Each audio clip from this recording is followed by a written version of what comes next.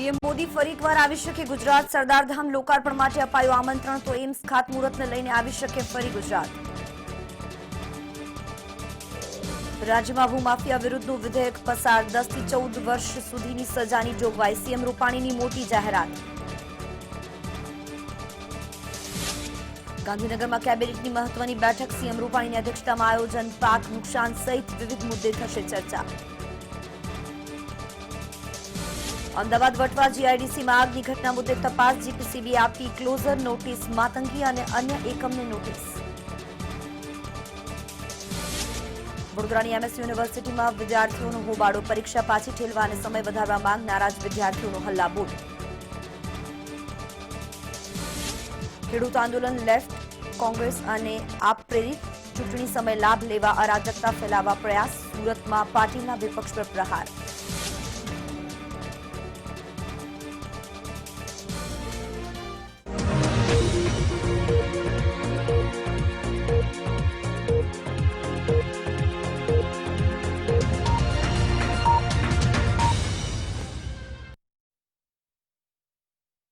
નમસ્કાર, સ્વાગત છે આપનું. આપ જોઈ રહ્યા છો મેટ્રો ન્યૂઝ અને આપની સાથે હું છું જિજ્ઞા રાજગોર જોશી. મેટ્રો ન્યૂઝની વાત કરીએ. અમદાવાદમાં વટવા આગને લઈને જીપીસીબીની ક્લોઝર નોટિસ આપી દેવામાં આવી છે. ગાંધીનગરમાં સીએમ વિજય રૂપાણી સરકારે ભૂમાફિયા વિરુદ્ધ સકંજો કસ્યો છે અને તેમના માટે કડક કાયદો અમલમાં લાવી દીધો છે. બીજી બાજુ વડોદરામાં એમએસ યુનિવર્સિટીમાં વિદ્યાર્થીઓનો હોબાળો કરવામાં આવ્યો છે. સુરતમાં સીઆર પાટીલ દ્વારા પ્રેસ યોજવામાં આવી અને જેમાં તેમણે ખેડૂતોને લઈને વિપક્ષ પર આકરા પ્રહારો કર્યા હતા.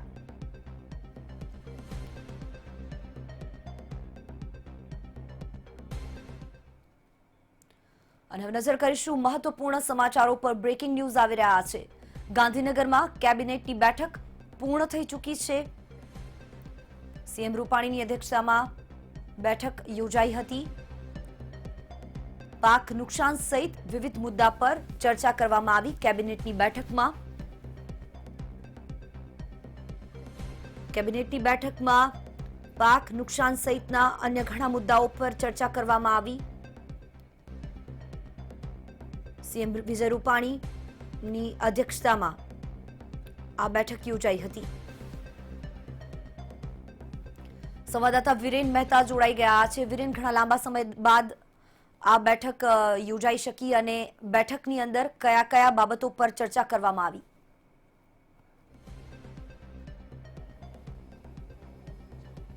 ચોક્કસ આજે કેબિનેટની બેઠક હતી. મુખ્યમંત્રીની અધ્યક્ષતામાં આ બેઠક મળી હતી. તમામ સચિવો તેમજ રાજ્ય કક્ષાના કેબિનેટ કક્ષાના મંત્રીઓ હાજર રહ્યા હતા. વાત કરીએ તો આજની કેબિનેટમાં જે મગફળીની ખરીદી 10, 11, 12 3 દિવસ બંધ રાખવામાં હતી, વાતાવરણને લઈને તે ફરીથી શરૂ થઈ ગઈ છે. તેની સમીક્ષા કરવામાં આવી હતી. કેટલા ખેડૂતોએ રજીસ્ટ્રેશન કરાવ્યું છે, તેમજ મગ, અડદ અને સોયાબીનની ખરીદી પણ જે શરૂ કરવાની હતી તેની પણ સમીક્ષા કરવામાં આવી છે.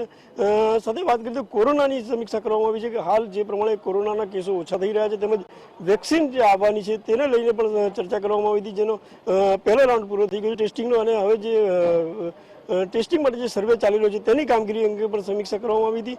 સાથે વાત કરીએ તો વડાપ્રધાનની જે ગઈકાલે જે વિઝિટ હતી ગુજરાતની, તેમાં અમુક જે સૂચનો કરતા તેની કેબિનેટમાં જાણકારી આપવામાં આવી છે. સાથે આવનારા સમયમાં ફરીથી વડાપ્રધાન ટૂંક સમયમાં ગુજરાતમાં આવી શકે તેવી શક્યતાઓને લઈને પણ તેની જાણકારી આપી, તેની સમીક્ષા કરવામાં આવી હતી. આ તમામ મુદ્દે આજની કેબિનેટમાં મુખ્યમંત્રીની અધ્યક્ષતામાં ચર્ચા કરવામાં આવી હતી. જી, પાક નુકસાનીના મુદ્દા પર ચર્ચા કરવામાં આવી વિરેન, કારણ કે ખેડૂતો મીટ માંડીને બેઠા છે. શું લાગે છે સરકાર દ્વારા શું નિરાકરણ લાવવામાં આવ્યું હોઈ શકે?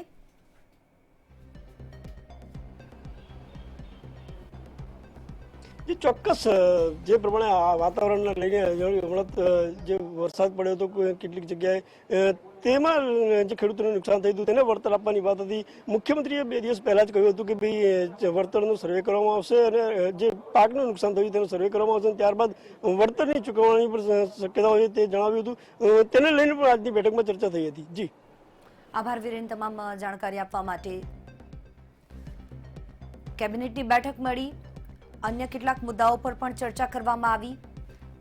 જે ખેડૂતોને નુકસાન ગયું છે તેનો સર્વે કરવામાં આવશે અને ત્યારબાદ તેમને વળતર ચૂકવવામાં આવશે.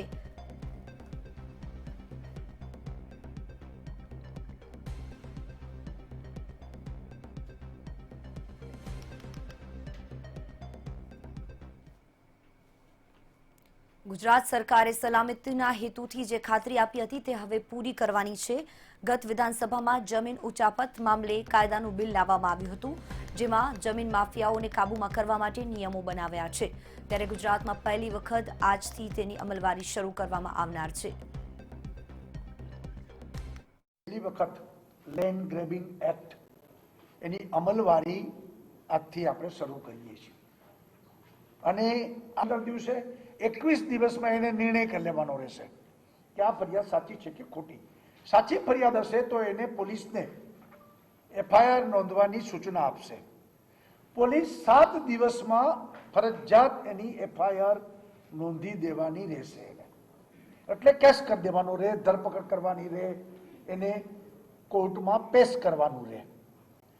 કોર્ટ 6 મહિનામાં વિશેષ અદાલતો આની આપણે બનાવી છે અને નામદાર હાઈકોર્ટે આપને મદદ પણ કરી છે અને ઝોન વાઇઝ આ ડિસ્ટ્રિક્ટ વાઇઝ દરેક ડિસ્ટ્રિક્ટમાં આ અદાલત કોર્ટમાં જ જે ડિસ્ટ્રિક્ટ કોર્ટ છે ત્યાં જ એની વિશેષ કામગીરી ચાલશે અને 6 મહિનામાં એ કોર્ટ પણ ફેસલો આપી દેશે। એ જામીન લાયક હોય છે, 7 ઉપર જામીન લાયક નથી હોતા, એટલે આ જામીન લાયક તો નહીં બને, પણ 10 વર્ષ ઓછામાં ઓછી સજા અને વધુમાં વધુ 14 વર્ષ સુધીની સજા, એટલે બહુ કડક કાયદો આપણે બનાવ્યો છે।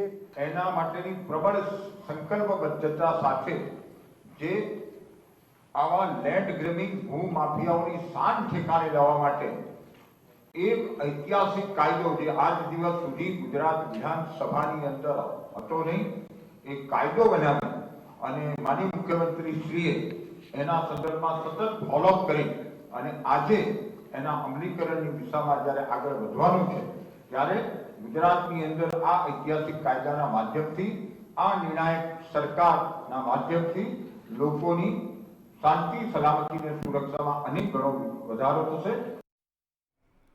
ખેડૂત આંદોલન અંગે ગુજરાત ભાજપ પ્રમુખ સી.આર. પાટીલે વિપક્ષ પર પ્રહાર કર્યો હતો। પ્રેસ કોન્ફરન્સ સંબોધતા પાટીલે કહ્યું કે કોંગ્રેસ, આપ તેમજ લેફ્ટ પાર્ટીએ ખેડૂતોને ગુમરાહ કરી છે। ખેડૂતોનું અહિત ઈચ્છનારા આ બિલનો વિરોધ કરી રહ્યા છે।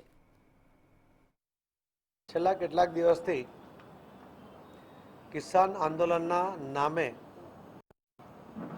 કોંગ્રેસ અને કેટલાક લેફ્ટના કે અલગ અલગ પાર્ટીઓ આપ સહિત આ દેશમાં અંધાધૂંધી સર્જવાનો પ્રયત્ન કરી રહ્યા છે। આગળ પણ આવો અનેક વાર એમણે નિરર્થક પ્રયત્ન કર્યો છે, જે નિષ્ફળ પણ ગયો છે। આ દેશના સમજુ નાગરિકો ક્યારે એમાં સહકાર એમને આપતા નથી અને એમની દાનત પણ બહુ સારી રીતે સમજે છે। આ બિલ ખેડૂતોના હિતમાં એટલા માટે છે કે આજ દિન સુધીમાં કોંગ્રેસ દ્વારા ક્યારેય કોઈ ખેડૂતોના હિતની વાત નક્કર રૂપે કરવામાં આવી નથી। શરદ પવાર કદાચ સૌથી વધુ લાંબો સમય સુધી એ કૃષિ મંત્રી રહ્યા છે, પરંતુ કહેવાય છે કે સૌથી લાંબો સમય અને નિષ્ફળ રહેનારા કૃષિ મંત્રી તરીકે એમણે રેકોર્ડ બનાવ્યો છે। આ ખેડૂતોના આંદોલનમાં ખાલિસ્તાની ઝંડા કેવી રીતે આવે છે? આ ખેડૂતોના 2 મહિના સુધીનો અનાજ એ કોણ પૂરું પાડે છે? અહીંયા આંદોલન થાય અને ખેડૂતો સમજીને પાછા જવા જાય ત્યારે કેનેડાથી વિડીયોથી એમને કોઈ દબાવવામાં આવે છે અથવા એમને ધમકીઓ આપવામાં આવે છે। તો આ પ્રકારે આ આંદોલનમાં ખેડૂતો કેટલા છે ને રાજકીય પાર્ટીઓ કેટલી છે એ પણ સમજવું પડશે। રાજકોટ શહેર કોંગ્રેસ પ્રમુખે સ્થાનિક સ્વરાજની ચૂંટણી પહેલા શહેર કોંગ્રેસ પ્રમુખનું નિવેદન આપીને જણાવ્યું હતું કે ભાજપથી આવેલા કોઈપણ આગેવાને કોંગ્રેસ કોર્પોરેશનની ચૂંટણીનો ઉમેદવાર નહીં બનાવાય। ભાજપથી નારાજ બાકી સ્થાનિક નેતાઓ કોંગ્રેસ તરફથી ટિકિટની માંગણી કરી રહ્યા છે। ભાજપથી નારાજ આગેવાનો 5 વર્ષ કોંગ્રેસ માટે કાર્ય કર્યા બાદ ટિકિટ મેળવી શકશે। પાર્ટીનો ક્લિયર મેસેજ છે આ વખતે કે અમે રાજકોટની અંદર કોઈ પણ ભારતીય જનતા પક્ષનો નારાજ આગેવાન હોય કે પૂર્વ કોર્પોરેટર હોય કે હમણાં જ ટર્મ પૂરી થઈ એમાંથી પણ કોઈ પણ હોય તો એમને 5 વર્ષ કોંગ્રેસમાં કામ કરવું પડશે અને તો જ કોંગ્રેસ અમને ભવિષ્યમાં આવતી 25ની ચૂંટણીમાં ટિકિટ આપી શકે। બાકી અત્યારે કોઈ પણ આવે એને કોંગ્રેસના ઉમેદવાર તરીકે કોર્પોરેશનમાં ટિકિટ નહીં આપીએ અને નહીં આપીએ। આ વખતનો અમારો ક્લિયર એજન્ડા છે ગઈ વખતની ભૂલનું પુનરાવર્તન પણ નહીં કરીએ અને ઇન્ટર્ન ડોક્ટરની હડતાળનો આજે ચોથો દિવસ છે, ત્યારે ડોક્ટરો પોતાની માંગને લઈને અડગ છે. સરકારે માંગણી ન સ્વીકારતા ડોક્ટર સતત ત્રીજા દિવસે કામથી અળગા રહ્યા છે. અમદાવાદમાં ઇન્ટર્ન ડોક્ટરોએ પ્રતિકાત્મક વિરોધ દર્શાવવા બ્લડ ડોનેશન કરશે. ગુજરાતભરના 2000 ડોક્ટર બ્લડ ડોનેશન કેમ્પમાં જોડાશે. ફ્રન્ટ વોરિયર્સ એવા ડોક્ટર કે જે ઇન્ટર્ન ડોક્ટર છે MBBSના સમગ્ર ગુજરાતમાં હાલ જે 2000 અને અમદાવાદની જો વાત કરીએ તો અમદાવાદમાં 500થી વધુ ઇન્ટર્ન ડોક્ટરની હડતાલનો આજે ત્રીજો દિવસ છે.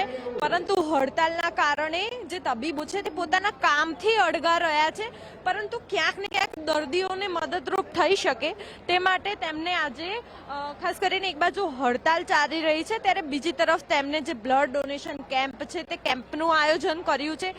ખાસ કરીને જે બીજે મેડિકલ કોલેજ છે તેમજ અમદાવાદના 500થી વધુ જે ઇન્ટર્ન ડોક્ટરો કે જે હડતાલ ઉપર ઉતર્યા છે તેઓ આજે દ્રશ્યોમાં પણ જોઈ શકાય છે કે રક્તદાન કરી રહ્યા છે, જેથી કોઈ દર્દીની મદદરૂપ થઈ શકે. અહીંયા કેટલાક દર્દી આપણી સમક્ષ હાજર છે, કેટલા ડોક્ટરો આપણી સમક્ષ હાજર છે. આપણે તેમની સાથે વાત કરીશું કે તેઓ શું કહી રહ્યા છે.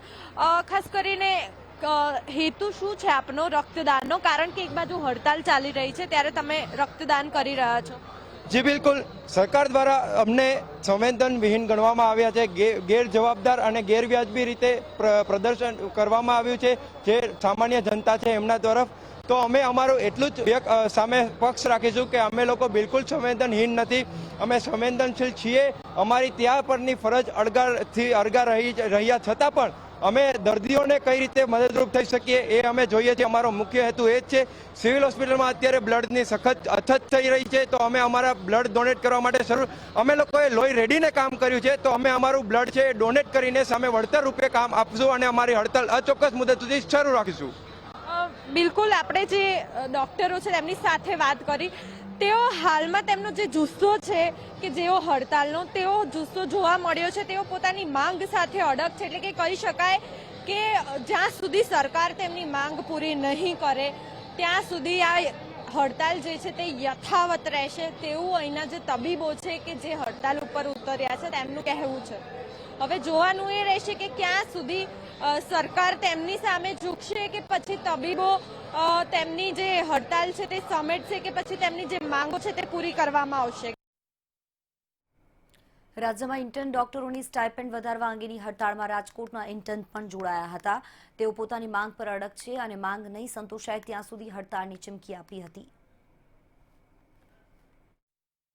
સ્લમ એરિયાઝની અંદર જઈને માસ્ક ડિસ્ટ્રીબ્યુશન કરવાના છીએ અને કોવિડ માટેની અવેરનેસ માટે કરવાના છીએ. સૌથી પહેલાં તો સરકારશ્રીએ જે અમને જ્યારે કોરોના મહામારી ચાલતી હતી ત્યારે અમને કોવિડ વોરિયર્સ તરીકે અમને બિરદાવ્યા હતા, તો એ જ સરકારશ્રી હવે કેમ પાછળ પડી રહી છે? મારો એક જ સરકારને સવાલ છે કે એ હવે ક્યાં ગયું?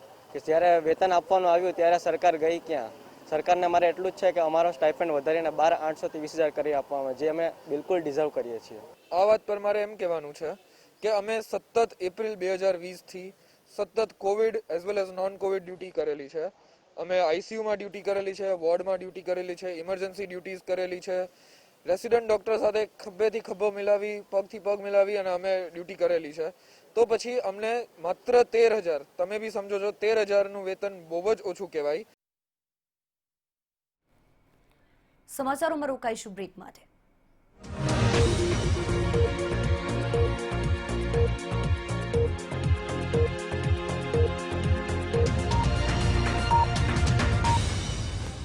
रूप मंत्र आयुर्वेदिक फेस क्रीम, इसमें है हल्दी चंदन के साथ एलोवेरा, तुलसी, नीम और बादाम तेल जैसी 12 खास आयुर्वेदिक जड़ी बूटियां जो चेहरे की त्वचा में समाकर उसे अंदर से निखारे. रूप मंत्र Ayurvedic face cream and face wash, ये कोई कॉस्मेटिक नहीं, आयुर्वेदिक औषधि है. પાપડ શેકતા આવડે છે? ગરબા રમવાનું ગમે છે? ગુજરાતી નાટક જોવાનો શોખ છે? સૂકો નાસ્તો ભાવે કે ગરમ? કંઈક તો બોલ બેટા. છોકરા વાળાનું એક્સટેન્ડેડ ફેમિલી પૂછિંગ અનોઇંગ સવાલ. પ્રેશર હટાઓ, ગુજરાતીશાદી.com પર આવો. આજે જ ડાઉનલોડ કરો. સચોટ વિશ્લેષણ,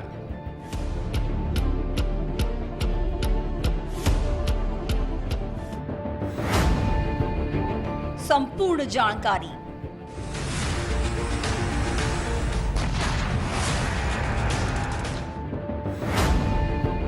સમાચારની આર પાર.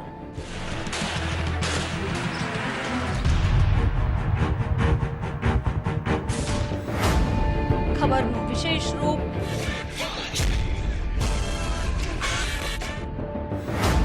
એટલે મંતવ્ય વિશેષ. જુઓ દરરોજ રાત્રે 9:30 કલાકે માત્ર મંતવ્ય ન્યૂઝ પર.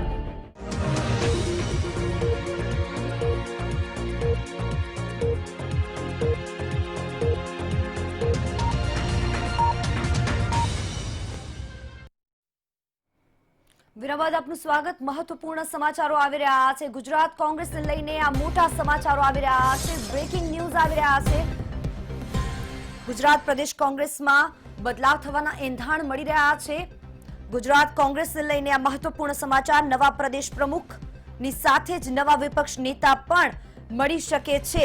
પેટા ચૂંટણીના પરિણામ બાદ રાજકારણ વધુ ગરમાતું જોવા મળી રહ્યું છે અને હવે આવનારી ચૂંટણી પહેલા કોંગ્રેસમાં કોઈ નવા વ્યક્તિનો સમાવેશ થઈ શકે છે.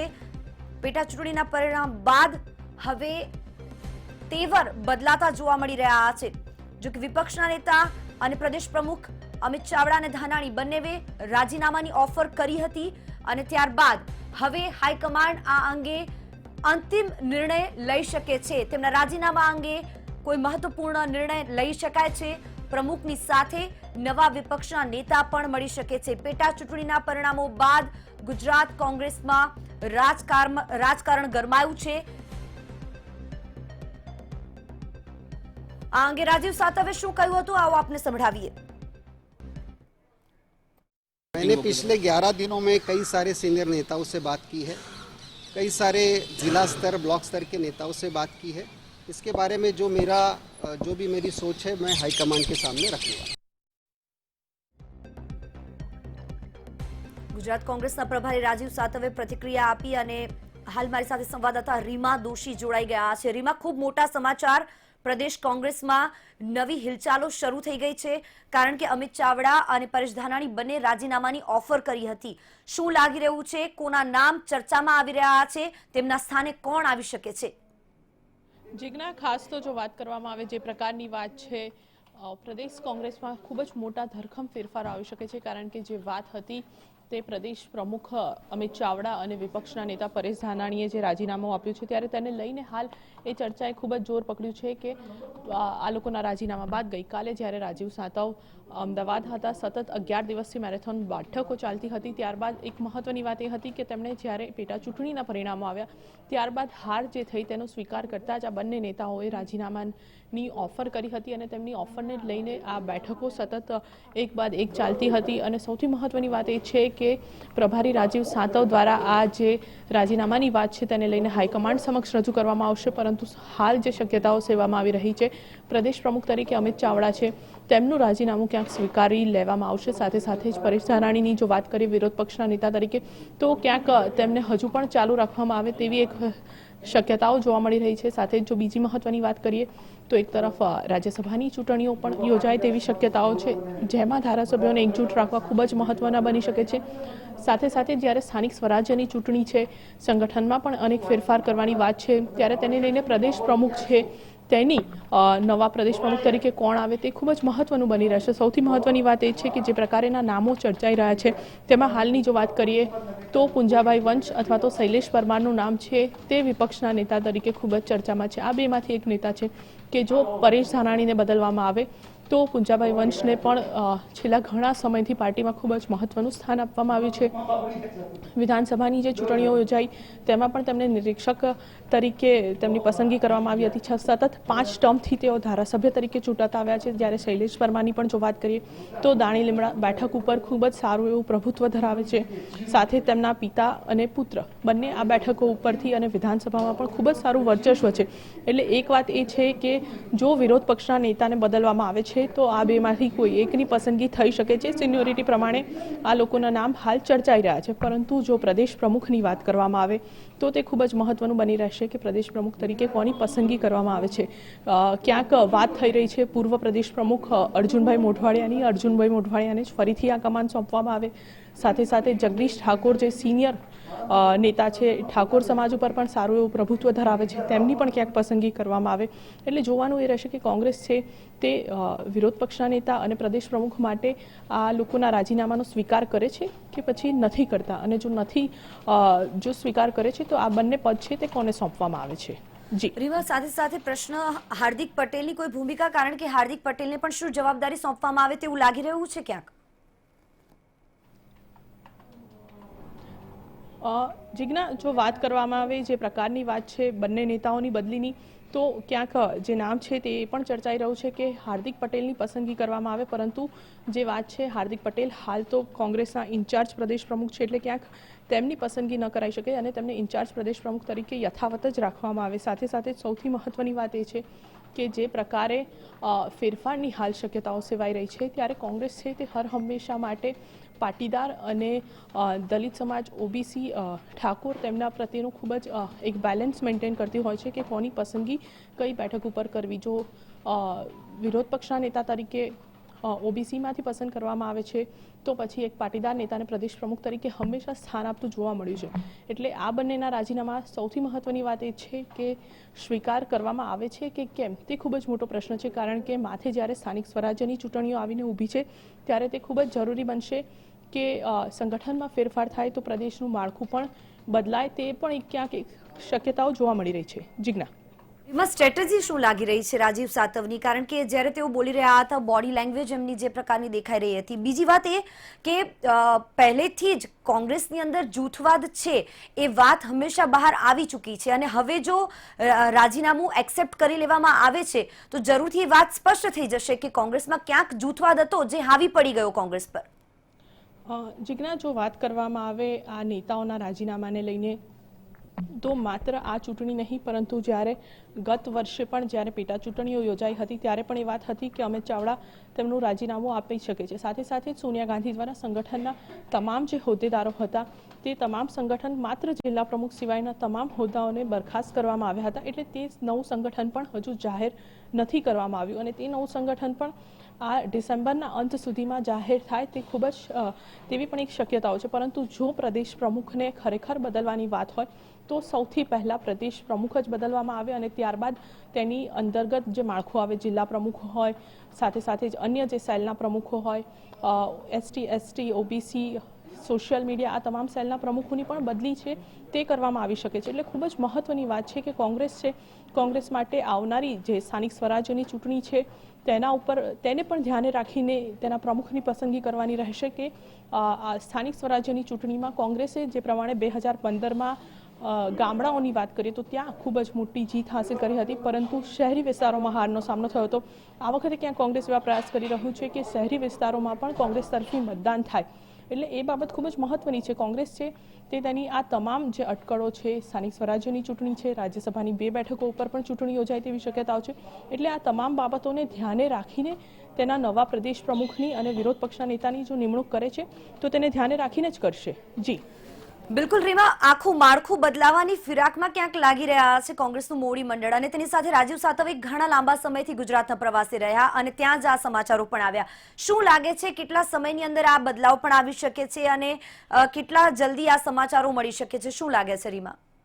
જીજ્ઞા, ખાસ તો જો સંગઠનના માળખાની વાત છે તો એ બાબત ગઈકાલે જ રાજીવ સાતવે સ્પષ્ટ કરી દીધી હતી કે ડિસેમ્બરના અંત સુધીમાં સંગઠનનું નવું માળખું છે તે સત્તાવાર રીતે જાહેર કરવામાં આવી શકે છે.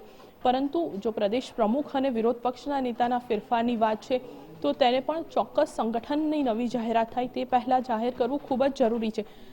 જો વાત કરવામાં આવે, અમિત ચાવડા અને પરેશ ધાનાણીએ રાજીનામાની ઓફર કર્યાને પણ અત્યારે કહી શકાય 1 માસ કરતાં પણ વધુ સમય વીતી ચૂક્યો છે, તેમ છતાં પણ તેના રાજીનામાને લઈને હજી સુધી કોઈ પણ પ્રકારની અટકળો પણ નથી જોવા મળી રહી. સાથે તેમનું રાજીનામું છે તે પણ હાઈકમાન્ડ દ્વારા સ્વીકારવામાં નથી આવ્યું. એટલે એ બાબત ખૂબ જ સ્પષ્ટ છે કે હાઈકમાન્ડ છે તે આ બંને નેતાઓને સ્થાનિક સ્વરાજ્યની ચૂંટણીઓ સુધી કન્ટિન્યુ કરે છે કે ત્યારબાદ તેમનામાં કોઈ પરિવર્તન લાવે છે. પરંતુ એ બાબત સ્પષ્ટ છે કે ક્યાંક અંદરો અંદર પણ છેલ્લા ઘણા સમયથી કોંગ્રેસમાં અમિત ચાવડાને લઈને પણ નારાજગી જોવા મળી રહી છે.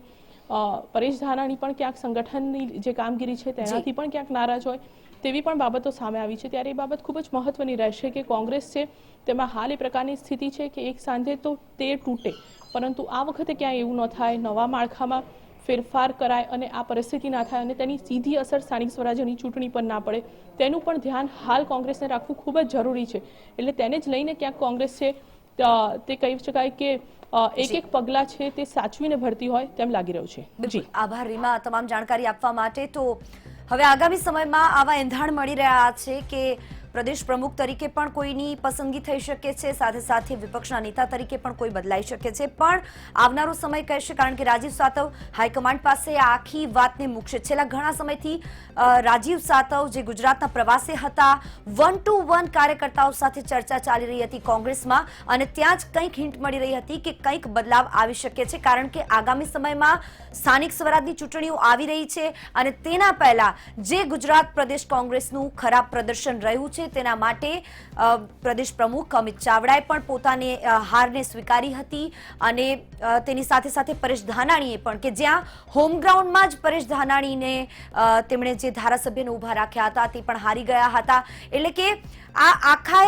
સમીકરણોને જોવા બાદ કોંગ્રેસમાં કોઈક નવો નિર્ણય લઈ શકાય છે, માળખામાં ફેરફાર થઈ શકે છે. પણ આવનારો સમય કહેશે કે આખરે હાઈકમાન્ડે શું નિર્ણય કર્યો છે. બુલેટિન અહીં સમાપ્ત કરીશું. વધુ સમાચારો દિવસભરના અપડેટ માટે લોગિન કરો મંતવ્યન્યૂઝ.com પર. નમસ્કાર.